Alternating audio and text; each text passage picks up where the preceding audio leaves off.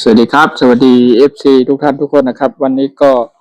ผมช่องทำอาหารบ้านคนไตนะครับวันนี้ก็ผมจะพาทุกท่านทุกคนมาทำส้มตำหรือว่าตำส้มพี่น้องคนใต้เขาตำอย่างไรครับตำมะละกอนะครับหมักสร้างพ่อตำหน่อยครับเนาะนี่โอตับไตสร้างพ่ออันนี้ตำใต้เขาค่ะเนาะตำใต้คือตำมะละกอแบบพี่น้องคนใต้นะครับใต้เนาะว่ามีอะไรบ้างนะครับเรามีมะละกอ1 ลูกแล้วก็จะมีทางนะครับเราใช้มะขามเปียกเนาะมาแกงครับพี่น้องคนใต้เขามาแกงเจมาแกงเลยค่ะเนาะแล้วจะมีเขาก็ใส่หมักพาแทงก็ลายถ้าใส่หอมแดงแล้วพริกแล้วมะเขือเทศกับมะเขือส้มดิ่มโปซุกนะคะเนาะแล้วก็มีทั้งถั่วลิ้นแล้วก็เขาได้ใส่ง่ายในพอหมกพอดแล้วเขาใส่แล้วแต่ตามใจเขาเนาะแล้วก็เตรียมไว้คนเฒ่าเพิ่นจะแปลงหรือทำมะละกอตำมะละกอหรือว่า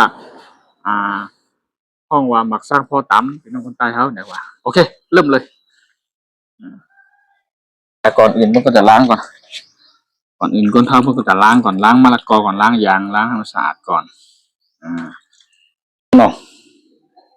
อ่านั่งเอาเคียงก่อนเอาเคียงว่าครึ่งครับช่วยกันจับคนละไม้คนละมือนี่มะละกอข้างในเป็นตรงไหนมี2 ผักเขาก็ต้องเอามาสุกเกินไปให้มันพอดีเนาะเขาจะทำตามมะละกอแบบพี่น้องคนใต้เขาหรือชาวไทยใหญ่เขาเนาะโอเคคนเฒ่าเขาจะพาทำเวลาเมล็ดเหลืองหน่วยมันออกก่อนมันหัวมันออกก่อน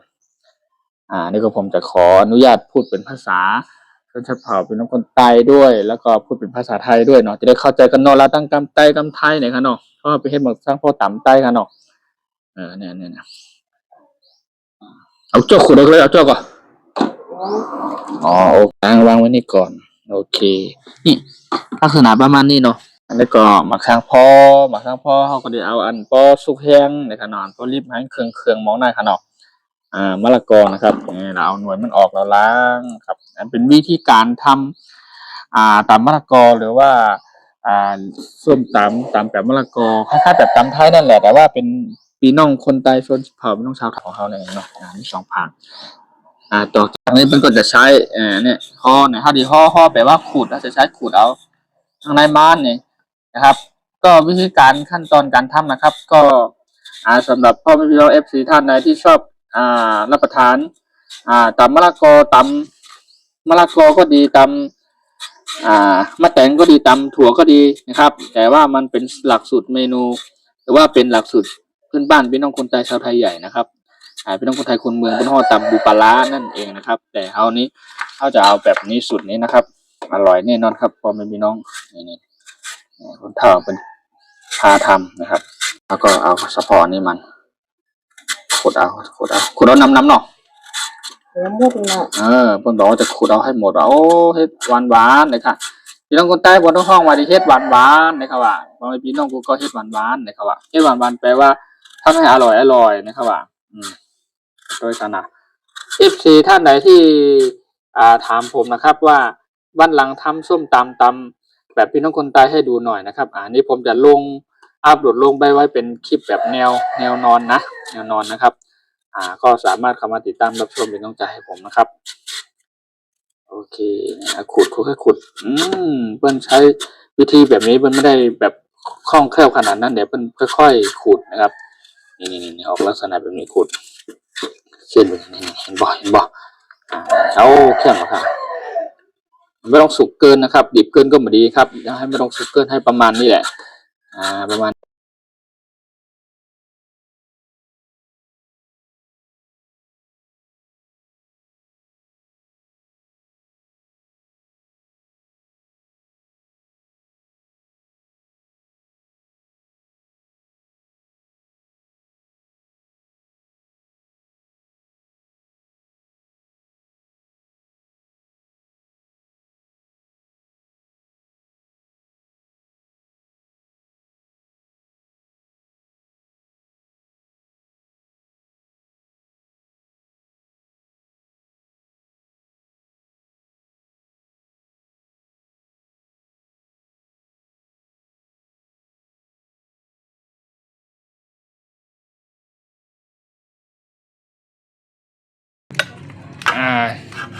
ต่อไปก็จะคั่วเมล็ดงาแฮมก็มีเมล็ดงาแฮมเมล็ดงาครับเป็นหลักสูตรวิธีการท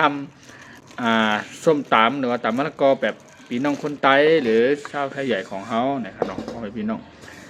จะทำแบบนี้เขาจะใส่เมล็ดงาขาวด้วยนะคั่วหอมเห็นไหมพี่น้องคนไทยคนเมืองเมื่อใส่ปูปลาร้าน้ำปูปลาร้าใช่ไหมเนาะโอเคเมล็ดงาขาวเขาคั่วเสร็จแล้วคั่วเรียบร้อยเมล็ดงาขาวคั่วเสร็จเรียบร้อยถั่วลิสงก็คั่วแล้วกำลังตำเนี่ย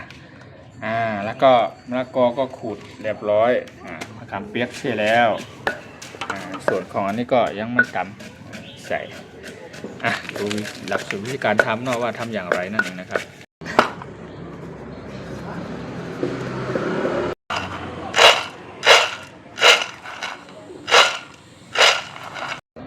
ที่เลยเราจะนำกับถั่วลิสงนี่แต่ตำอีกตำมันย่อยๆนิดนึงเมื่อกี้เรานำออกมาเอาออกมาแล้วก็เป็นห่อพัดเปลือกมันออกนะครับเนาะเป่าเปลือกมันออกก่อนแล้วก็ตำแล้วคนไทยคนเมืองเปิ้นจะตำในครกใช่ไหมเปิ้นจะตำในครกแต่ว่าพี่น้องคนใต้เฮาในเปิ้นจะเต็มเครื่องปรุงกิริยานะครับเปิ้นจะใส่ลงไปในเนี่ยที่เฮาขูดเฮาห่อยาวๆเนาะเขาก็จะคนใช้ช้อนคนเมล็ดงาเนี่ยตำก่อนตำกะว่าตำมันหอมหรอนะงาก็เขาต้องตำเลยว่ะตำแล้วก็มีทางอันนี้นี่ก็หอมแดงมะเขือเทศนะครับหอมแดงมะเขือเทศที่เห็นน้ำมันหอมมือล่ะนี่แล้วก็พริกก็สัก1-3 เม็ดแต่ใส่สักเม็ดนึงก็ได้เนี่ยสำหรับคนที่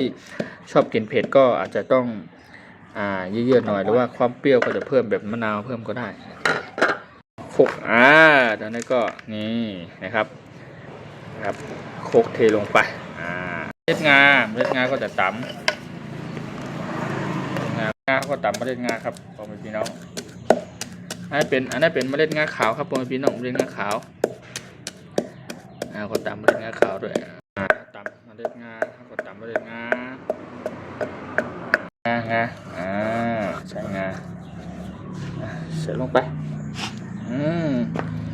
อันนี้เป็นเมล็ดงาขาวนะครับเมล็ดงาที่เขาคั่วหอมแล้วก็ใส่ลงไปครับก็ซอยนี่มะเขือเทศเขาซอยใส่แบบนี้เลยไม่ต้องตำลงไปในโคกนะเขาเรียกว่ายำมะละกอหรือซ่ามะละกอหรือว่าเรียกว่าตำมะละกอแบบพี่น้องคนไทยนะครับคนเฒ่าเพิ่นพาทำโอเคมะเขือเทศเขาก็ใช้มะเขือเทศจำนวน 1-2 ลูกจากนี้ก็จะใส่อย่างนั้นเต้าของหวานผงชูรสใส่ไปผงชูรสเจียมคือเจียมแปลว่าเกลือป่นนั่นเองนะครับโอเคใส่ลงไปเอาแค่มาครับบอลพี่น้องแค่มาครับมา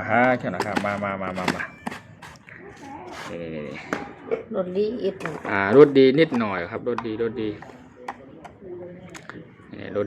นิดหน่อยครับเขาเรียกว่าผงหมักพอดได้ครับเนี่ยใส่ลงไปผงหมักพอดมึงหรอกผงหมักพอดพี่น้องคนใต้เขาหมักพอดก็เป็นน่าจะเป็นอย่างพี่น้องคนไทยบนห้องอย่างคนไทยคนเมืองบนห้องว่าอะไรสักอย่างนี่แหละแต่เขาเรียกว่าผงหมักพอดนะครับน้องหมักพอดโอเคนี่เห็นมาเป็นน้ำมะขามเปียกนะครับนี่เป็นน้ำมะขามเปียกนะน้ำมะแกงค่ะน้ำมะแกงใส่ลงไปพริกหน่อยนี่เป็นพริกนี่แหละใส่3 เม็ดพอโอเคนี่แหละประมาณนี้แหละครับนี่เรียบร้อยก็ตอนนี้ก็ปรุงเครื่องปรุงรสอะไรเรียบร้อยครั้งต้นหอมและผักชีใส่ลงไปนิดนึงแล้วก็สำหรับส่วนความเปรี้ยวก็ทำไม่ค่อยเปรี้ยวนะครับเราจะใช้มะนาวเพิ่มด้วยแต่ถ้ามันเปรี้ยวอยู่แล้วเราเมื่อกี้เราก็ใช้น้ำมะขามเปียกมะขามเปียกหรือน้ำมะแกงเทใส่ลงไปค่ะน้องถ้ามันบ่ค่อยเปรี้ยวหรือว่าเพื่อส้มเนี่ยเขาก็ใส่มะพร้าวแทงนะครับน้องโอเคผมเป็นพี่น้อง ผักหมี่ผักต้นหอมผักชีหรือว่าผักหมี่ผักกี้เนี่ยพี่น้องคนใต้เขาเนาะอันนั้นที่แบบพ่อมาสร้างพ่อซาครับมาสร้างพ่อซาหรือมาสร้างพ่อกูในการเนาะหรือว่าอาจจะเรียกว่าตำมะละกอหรือว่ายำหรือว่าซ่ามะละกอประมาณนี้เนาะเราพี่น้องคนใต้ชาวไทยใหญ่ของเราไม่ใช่ใช้แบบวิธีตำเนาะเราใช้แบบปรุงเครื่องปรุงรสแบบนี้แล้วก็ใช้มือขยำหรือคนเอานะครับแต่พี่น้องคนไทยคนเมืองเพิ่งต